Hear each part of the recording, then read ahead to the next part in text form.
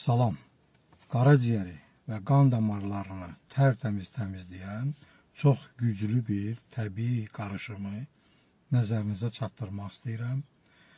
Hamınızı xoş gördüm. Videomu bəyəndiyiniz, paylaşdığınız və səhifəmə abunə olduğunuz üçün hamınıza əvvəlcədən təşəkkürümü bildirirəm. Bunun üçün bir ədəd orta ölçüdə çuğundur, 3 ədəd orta ölçüdə kök, yarım dəstə cəfəri, 300 ml su, 20 qram zəncəfil və 4-5 ədəd flusalis götürmək lazımdır. Çuğunduru, kökü, zəncəfili təmizlədikdən sonra xırda-xırda doğrayırıq.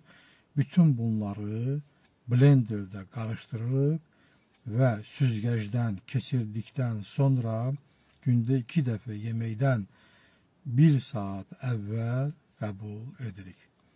Hamınıza can sağlığı arzulayıram. Özünüzdən müğayət olun.